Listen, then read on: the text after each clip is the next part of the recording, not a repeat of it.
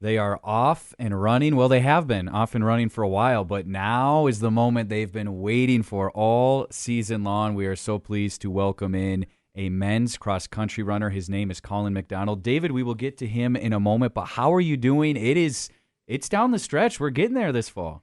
Well, I'm doing good, and it means a lot to me that you would prioritize letting me talk over the superstar cross country runner we have, Collin McDonald. So we'll get to you, Collin. How are you doing, man? Thanks for coming on the show. Yeah, thanks for having me. So, would you prefer, when we're trying to give you a really cool cross country nickname, would you prefer us run with like the old McDonald's stuff, or would you prefer we go with like the McDonald's restaurant nicknames? Like which McDonald pun would you prefer we run with, so to speak? Back in the day in high school, they used to call me Big Mac because I'm skinny, There and you they go. thought that was funny. So I guess. So you like the McDonald's So, restaurant? yeah. Oh yeah. I'm loving it. All that stuff. There's a lot of nicknames we can come with there. So yeah, man, you've been running all season. How's the body holding up going into this last championship meet here?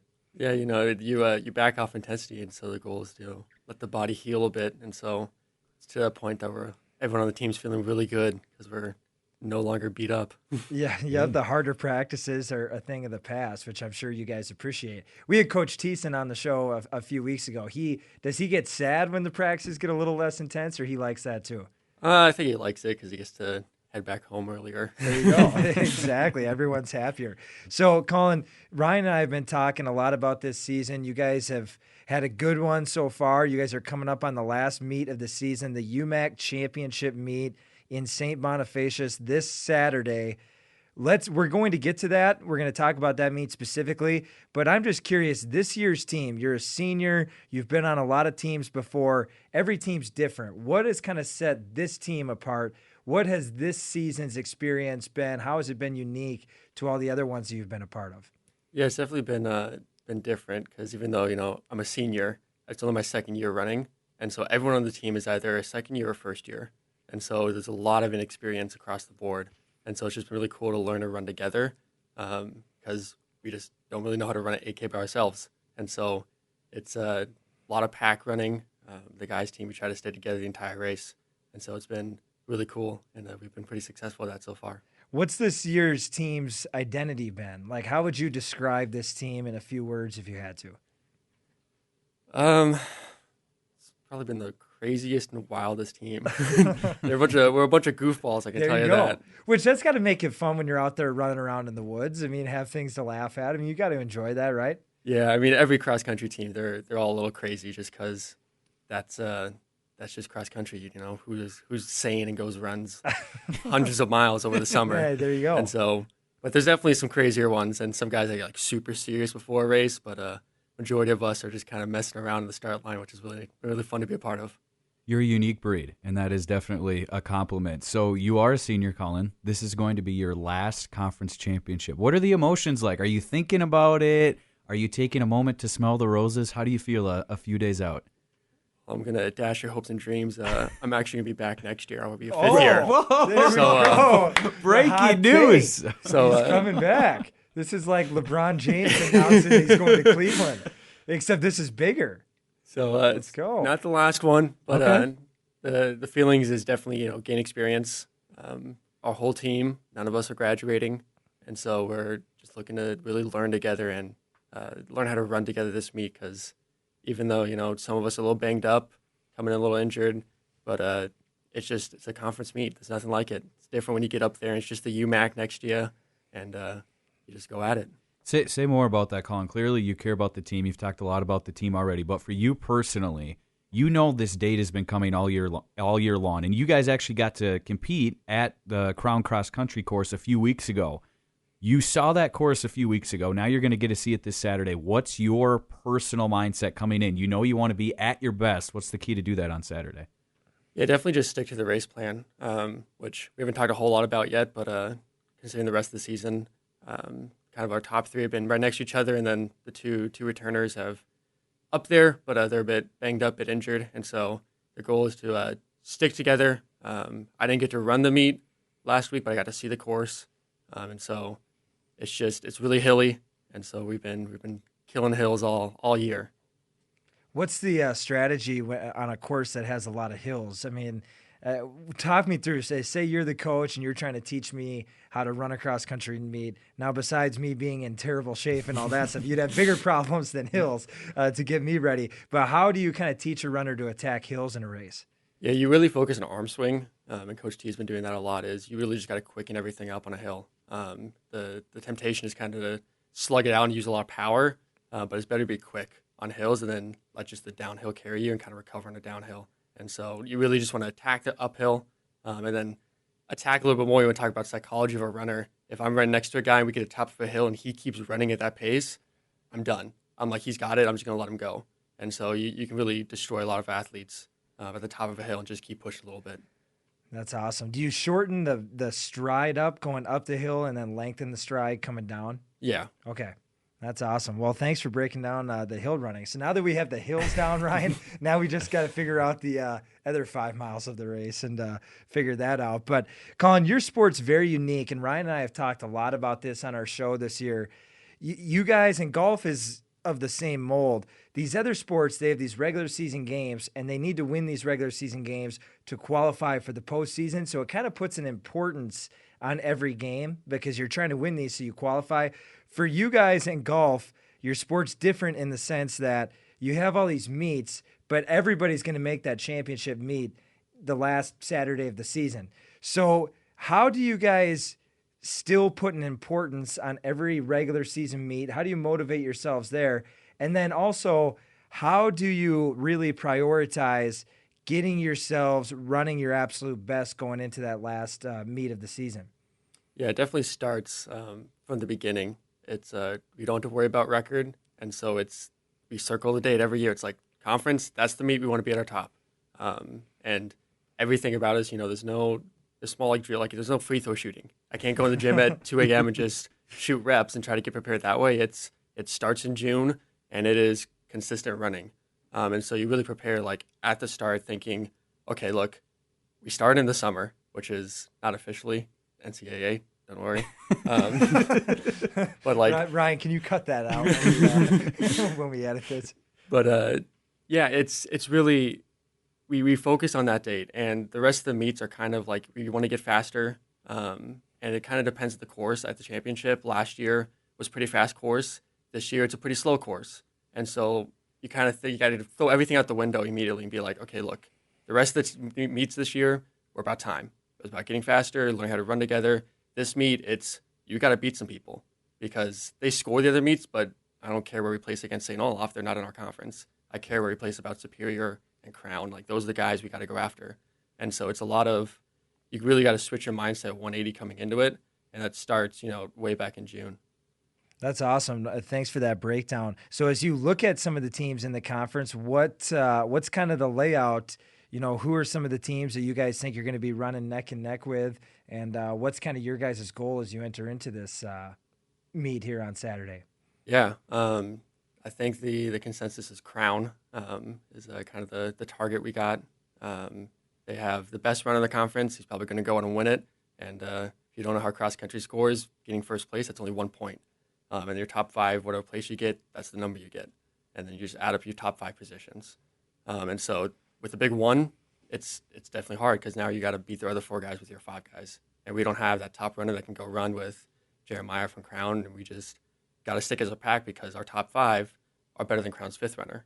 And so it's a lot of number jostling and it's a lot of fun. And a smaller meet that the UMAC conference is, it makes that spread way more important because there's no longer a huge gap between our 5th runner and their 5th runner, but also there's not a huge gap between their 1st runner and our 1st runner. There's maybe 20 guys. And so I think that's kind of, we've been focusing in on them. We've been scouting them out throughout the year. They've been at every meet so far. And so that's kind of, both of us are kind of mid-pack teams. And so that's who we're going to try to go get. Collin, David, and I know that you listen to the pod, and we do appreciate that. So shout out to you for thanks, that. Brother. Appreciate you. But you also know, David and I like to talk about one thing consistently, and we're about 10 minutes in. I've waited long enough. Not David and I. Don't know. No. Ryan likes to talk about the weather, and I oblige him. Not David and I. Don't say that. Well, I like to talk about the weather. Fine, we could label it that way. So it clearly matters in a sport like this, and it can be so different in Minnesota at late October. And David and I were joking last week. It could be nicer than it was a few weeks ago when you guys were competing down there. I mean, there was snow on the ground that morning. It was really cold. Two-part question.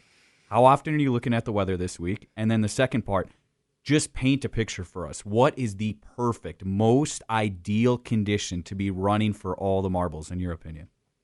I'm not a guy that checks the weather very often. Really? Especially Okay. for these big meets. I'll usually check like the night before when I'm trying to figure out like how many layers I need to wear. Okay. But in terms of like race uniform, I don't wear like any leggings, any undershirts. Like I'm kind of You're it's old just- school. That's just my Yeah. my thing. Some people, they layer up. It's just preference. Sometimes I'll throw a beanie on if it's really, really cold. But I don't really check the weather. I just, that's in God's hands. He knows. It's about adjusting day of versus, I could check the weather now and we come to the Saturday, it could be completely different. That's valid. I mean, David's brought up the similarities in a way between this and golf. Golfers are the exact opposite. Like it's 5 days out, and they're like, how detailed of a forecast can I get for the end of the week? So, second part of that question, if you could pick, what would you like it to be? Saturday out in St. Bonnie. Paint us a picture, Collin. Yeah, everyone is a bit different. I typically like to be on the bit colder side. Okay. So I like, high 40s, mid 40s, overcast and no wind. So And- is what we have right now pretty close? I mean, like right now, is this pretty good weather conditions? I would love this weather if it was like this out there on Saturday. A little windy, but I mean it's Minnesota. It's always going to be a little windy. A lot of runners like it a bit warmer, little higher 50s, mid 50s, but definitely kind of somewhere in that 40 to 50 range is where most runners would be, and then obviously no wind, and then the sun just zaps energy, and so I think most runners would agree that no sun is better. So you talk about wearing a beanie. That doesn't get hot when you run? Like that's what I always kind of wonder. What's the line between layering up too much so you get hot out there, but also trying to stay cold or keep away from the cold? Yeah, so you got to focus, like your legs are moving, and so your legs can get warm. And so like that's the last thing you put layers on. The next is like you want to keep your upper body warm, and so a lot of people put sleeves on. But the big ones are hands, because those are going right in front of you into the wind every single time, and then your head gets cold really fast too. Okay. Because those are the furthest away from your circulation, and so all the blood rushes down to your feet, not up to your head. And so the beanie and gloves is like pretty classic if you watch professional like Yeah. cross country. Like they would just have a beanie hat and then nothing else. But then those are also quick. Like if you do get warm, you see a coach, quick throw your hat at him, and just keep going. There you go. So when we see Coach Thiessen on Saturday, he's just gonna be ducked to the cover with hats and gloves flying at him. There we go. I like that. So, Collin, how do you and the whole team, and I'm glad that you brought up Coach T, how do you deal with nerves and in a big spot like this? What is that final message that you as a leader on this team, or if it's Coach T, what is the last thing that is said in a big spot like this before you guys go and set up and get in your starting line position, if you will? What is that final thing that is said? Yeah, I think you just go up there like, hey, you've been training since June, started June, like, or 4 or 5 months since then. Like the work's been put in, the preparation's been put in. Like there's nothing you can change now. Just go run and go race. And most importantly, like, hey, be smart in the first half, and the second half, let loose. You got nothing else after this, nothing to save. Go pass some people. Amen. Empty the tank. And as you would say, David, in basketball, what are you doing when you're all prepared? What's your saying that you love to say? I won't say it. I don't know. The farm reference. Oh, the hay is in the barn. The hay There is you in the go. barn, Yeah, right? Exactly. Yeah, I like that. I have a lot of sayings. Say like, hey, what's that one saying you like? I got about 50 of them. So That's fair enough. That's awesome, Collin. I love that you broke that down. You have me fired up right now. Like I want to get out there and run. I'm excited to watch how you guys do this Saturday.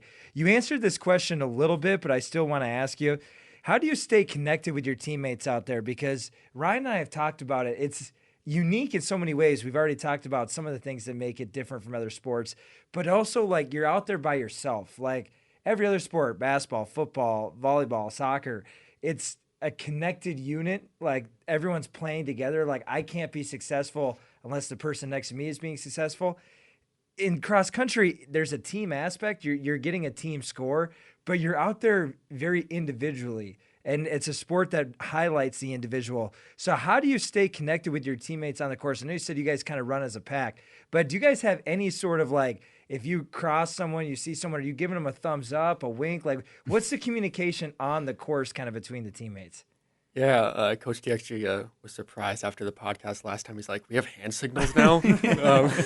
He did like that question for me. I asked him, and he didn't seem like he knew what I was talking about. So fill us in. Yeah, we as athletes kind of, we're out there on the course. Coach T's only, one or two spots. We see him throughout the race. And so we kind of come up with different things because we don't want to have a conversation unless it's the first mile. Then sometimes we'll talk a little bit, just kind of ease into the race. But like, yeah, we slap our hip a couple of times and point of like, hey, I need you right next to me.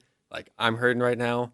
Or if we come up and catch an athlete, I know last year a couple of guys, like, we come up and just push to the lower back and kind of like, hey, get up to speed, match my speed, like, let's go.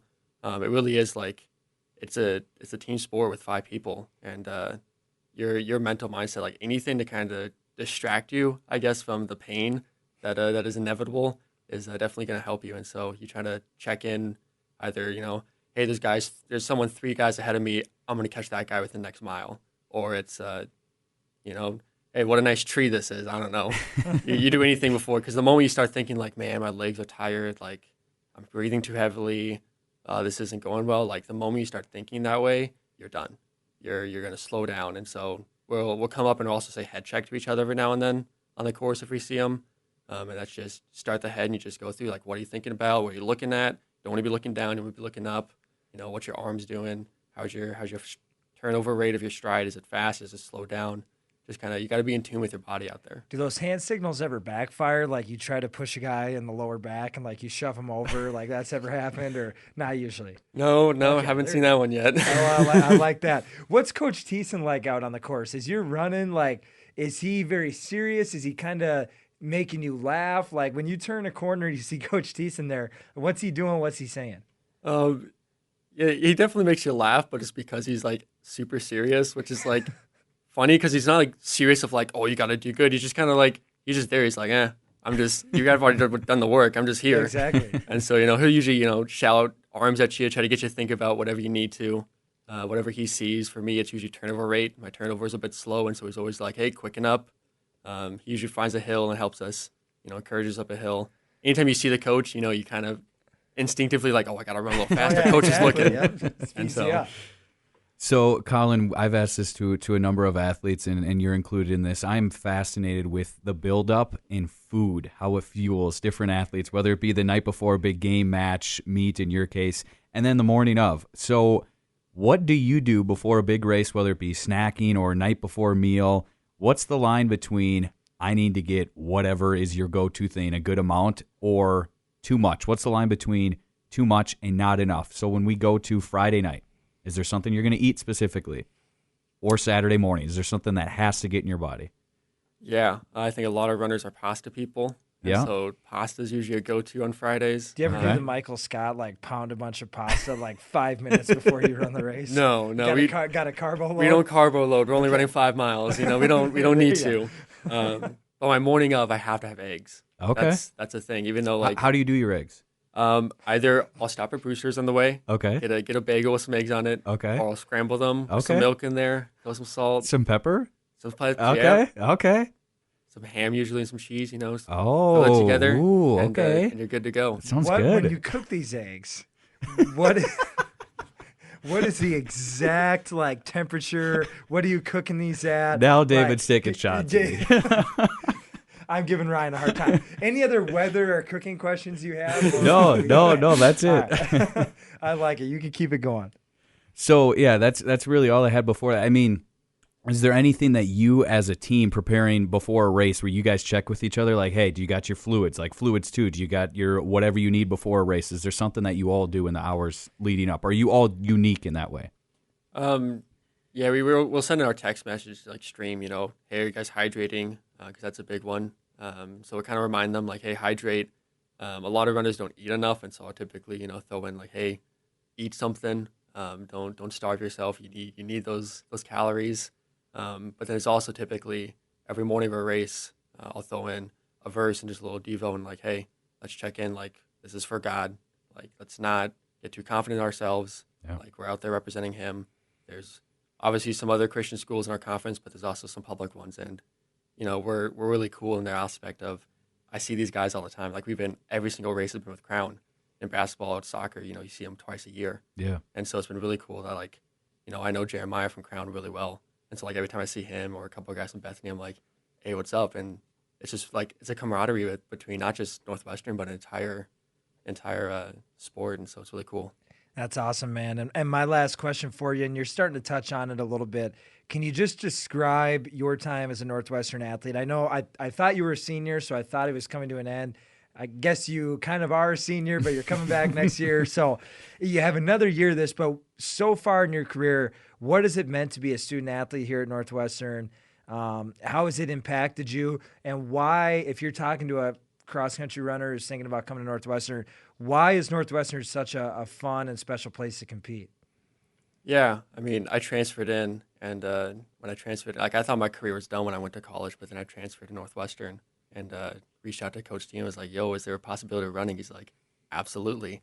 And it's been way more than I could ask for. There's such an emphasis on spiritual development, and it's been so cool just to go to the Bible study that we have as a cross-country team and just learn together and learn each other. And, we know what each guy's going through, and it's just been so cool to encourage them as they go throughout their journey. And yeah, it's a brotherhood like no other. I was at a public school in high school, and your brother's there, but not on the same level as hey, these are my brothers in Christ. We got eternity together. This is just the start, and so it's so cool. I couldn't imagine running anywhere else.